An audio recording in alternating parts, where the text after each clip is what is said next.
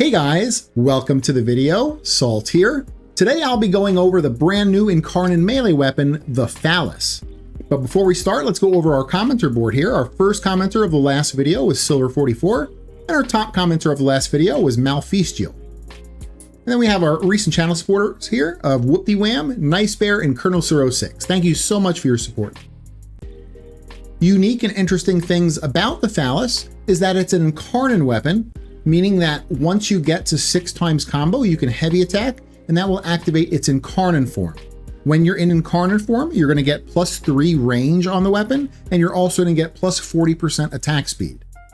And then you also get this unique trait here, where your attacks embed void shards in enemies.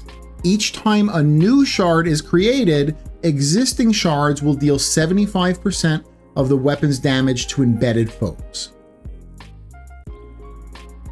All right, so let's go over the mods now. Voltaic Strike for the 60/60 electric mod. This is going to be used to activate our Arcane of Melee Influence. Melee Influence is on a melee electricity status. There's a 20% chance for elemental melee status effects to apply to enemies within 20 meters for 18 seconds.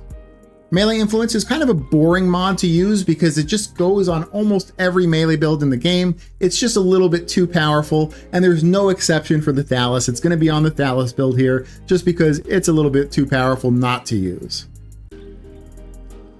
The next mod is going to be Galvanized Steel for critical chance and critical damage, Organ Shatter for critical damage, Gladiator Might for critical chance and critical damage, Condition Overload for flat damage per unique status affecting the target.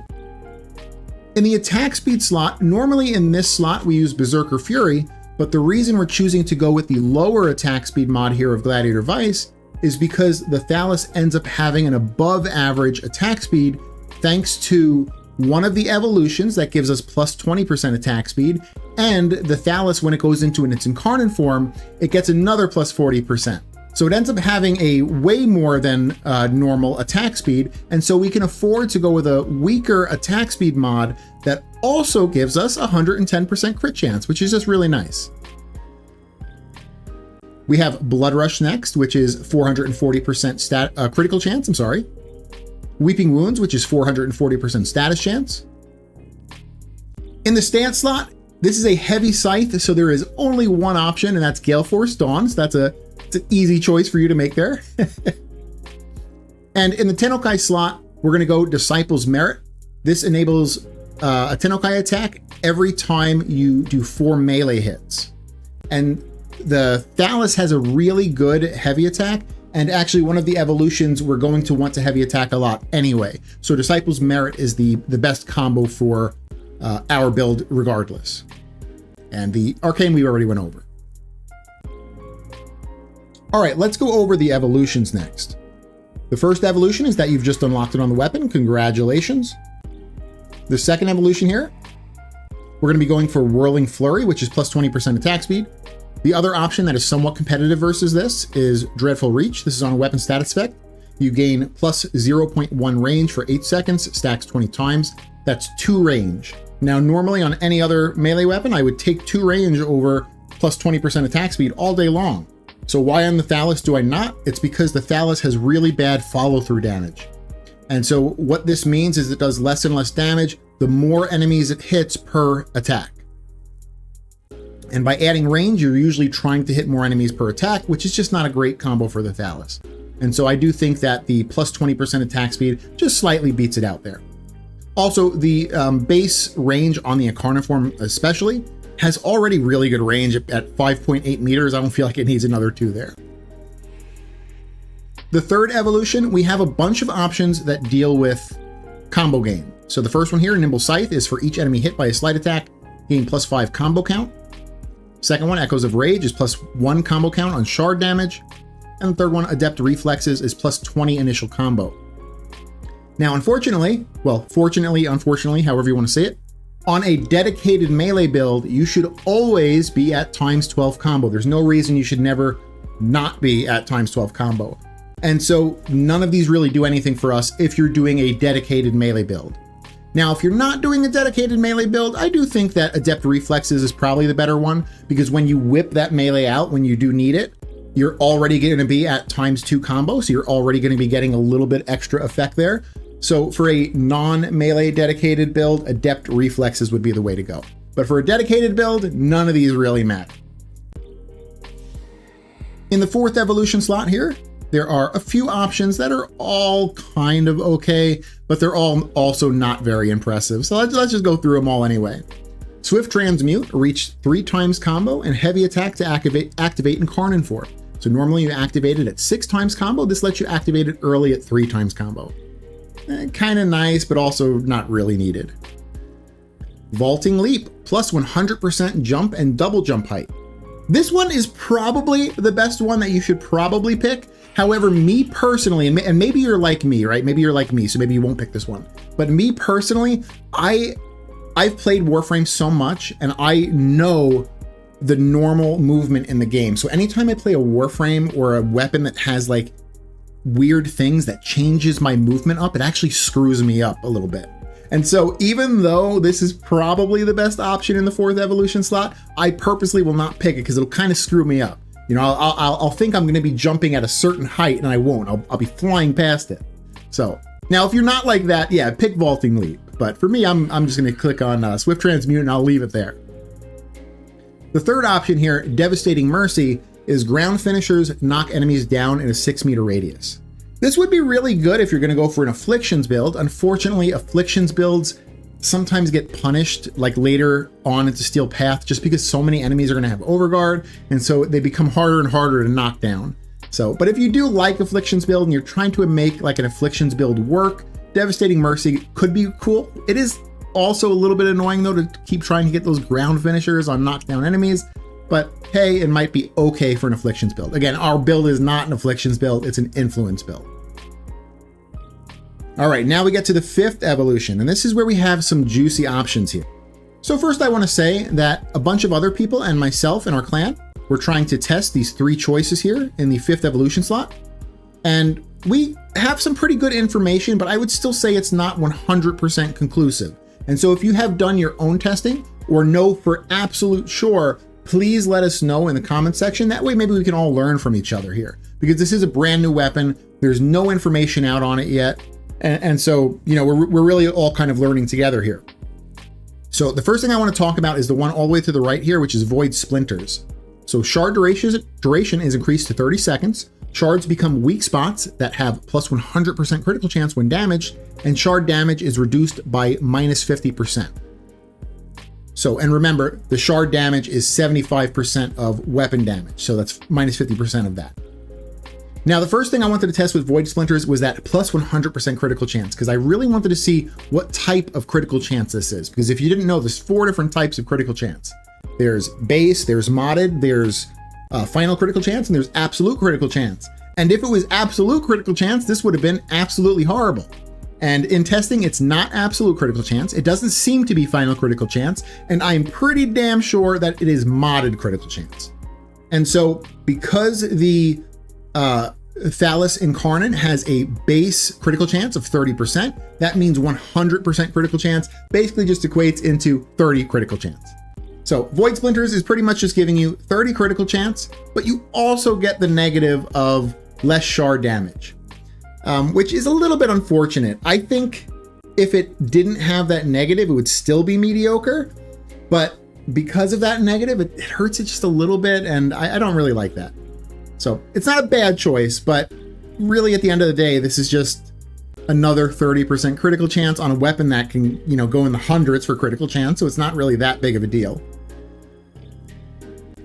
The middle option here, Chain Shatter, I really, really like this one. This is when you do a heavy attack, they detonate shards on enemies, and shards caught within the blast radius will also detonate. So it kind of does this little chain reaction of the shards all blowing up.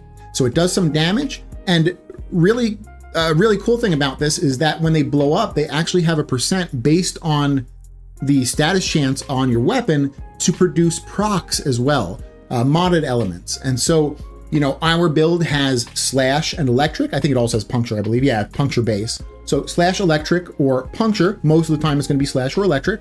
That's going to be produced when those blow up. So not only do you get a little bit of damage, but you get some extra procs, really nice procs too. Slash and electric are really cool procs to to have on there. So chain shatter is just really solid. There's really no downside to this. And so I think in general, I would suggest for people to use chain shatter right now until we get more definitive information on the Thalys. Maybe information comes out and this one is absolutely amazing, or this one is absolutely amazing. But in testing, they didn't seem to be so. They didn't seem to be absolutely amazing. So I guess we'll see. Right now, though, chain shatter is the one that is really the most consistent. It always does a positive thing, and it's very easy to trigger. Explosive growth is the last one we'll talk about here. This one's a little bit weird. So shards grow whenever a new shard is created up to 3 times. Fully grown shards erupt out of the embedded enemy, dealing ×2 damage and impaling them on the spot. That impale is actually very similar to Nez's 4 if you're familiar with that.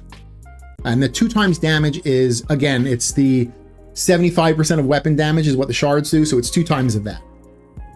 This is cool, but enemies usually die really quickly. Like on a full melee build, you should be killing enemies in like 1 second, 1.5 seconds. And so when I was actually testing this I was testing it in gameplay, and then I actually went back to the simulacrum because those were thicker enemies I could get up quicker. So I was, getting the 230 Exo Ghost Tags up, and even they were dying too quickly. I couldn't even tell what this was doing. I actually had to take mods off of my build for it to kill slow enough for me to see enemies finally getting impaled. And so I think this evolution specifically, the gameplay, Warframe's a bit too quick for this to actually get much value. Maybe if you're way at level cap and enemies are taking 4, 5, 6 seconds to kill, maybe it gets some value, but definitely not early on in Steel Path, probably not even in a couple of thousand level high enemies. You'd really have to be at level cap to see any value in this. So again, in general, I'm going to suggest chain shatter. This is how you build out the brand new melee weapon, the Thalys. I hope you guys liked it, and if you did, consider leaving a like and subscribing for future content. Now, regarding that 5th evolution slot, if definitive information comes out and says that chained shatter is not the best 5th evolution option, I will make sure to come back to this video and put it in a pinned comment. So just keep an eye on that. Go ahead and scroll down, and if you don't see that first comment being a pinned comment, then just assume that chained shatter is still the way to go. So now we'll have a 5-minute gameplay portion showcasing the weapon, and when that's over, we'll come back to the orbiter and we'll go over our final thoughts on the Thalys. All right, see you guys again after the gameplay. Alrighty, let's go ahead and start this 5-minute gameplay portion up here. Now, normally I don't use externals when I do a ranged weapon build, but when I do a melee build, I do use one external, and that's going to be a pet that is priming for me. And it's because almost every melee build in the game will use a mod called Condition Overload, and Condition Overload requires you to be priming for it to actually function. And so I just have my little Dirija priming for me here. I do have a video out on my Dirija build. It's a little bit of an older video. I have updated my Dirija build since then, but not by much. It's just that those new magnetic mods came out with 1999. And so I believe that's the only change I did is I added those new magnetic mods to it. Or the one new magnetic mod, I should say. But he's going to be putting out 9 statuses guaranteed right now. The old build, I think, is either 7 or 8 because it doesn't have that magnetic on it. So he's a pretty good primer.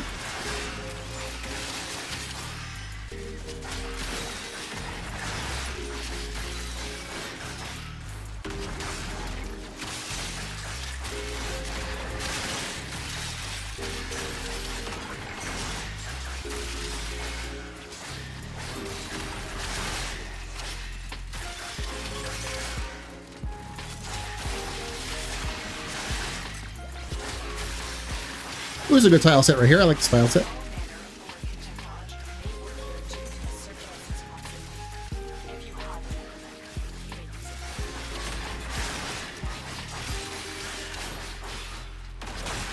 I like this Incarnon. My only qualms with it are really its evolution choices. 2 of the evolution choices are really bad. Like the 3rd and 4th evolution choices are kind of bad. The first evolution choices are weak. So, evolution 2 is weak. Evolution 3 and 4 are just non-existent, basically. And evolution 5 is the only like evolution that actually does like a big meaningful like damage increase. So that's really my big qualms with it, is that some of the evolution choices are just kind of weird on it. But I mean, you can see here, it's a strong weapon. You basically just have to scoot by the enemy and they're gonna die behind you for the slash procs or whatever else they got. Melee influence, electric procs, slash procs.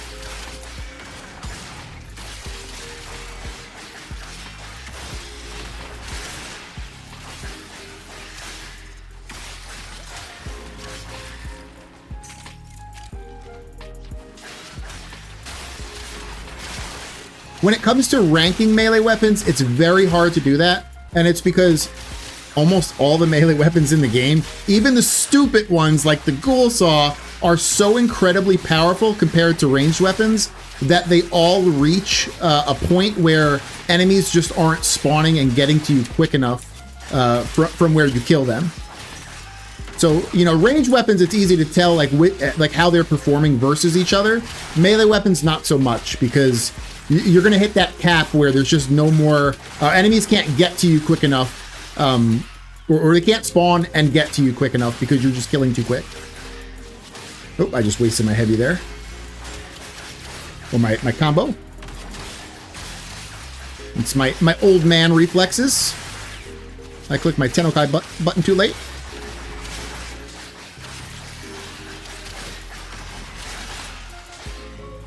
So unfortunately, you know, if it's hard to rate these, because, you know, the Ghoul Saw is going to get 1,100 kills in 10 minutes. And this weapon, and Incarnon, is probably going to get 1,100 kills in 10 minutes. And it's not because the Ghoul Saw is at the same level as this weapon. It's just because the enemy spawns kind of max out at that point. You know, and so the real better way to test melee specifically versus each other would be to like do level cap with each one. Because then enemies will be thick enough where they'll be a little bit slower to kill. It's just that because I'm a build creator that does like builds every day, I don't really have enough time to do like 2-hour cascade runs to get to level cap with multiple weapons per day. So that's just the unfortunate thing.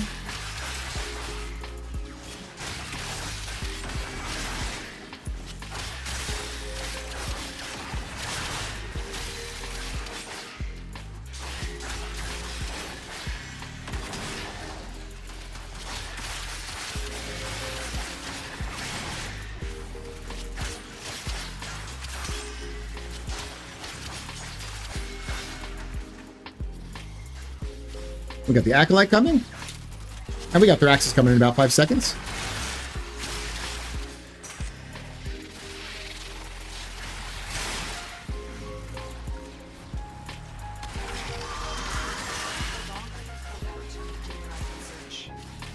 So one heavy hit on the Acolyte.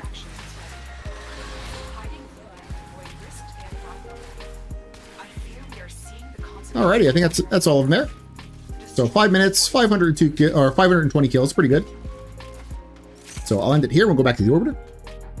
Welcome back to the Orbiter, guys. So I want to go over my opinions on the Thalys and where I think it is in the game.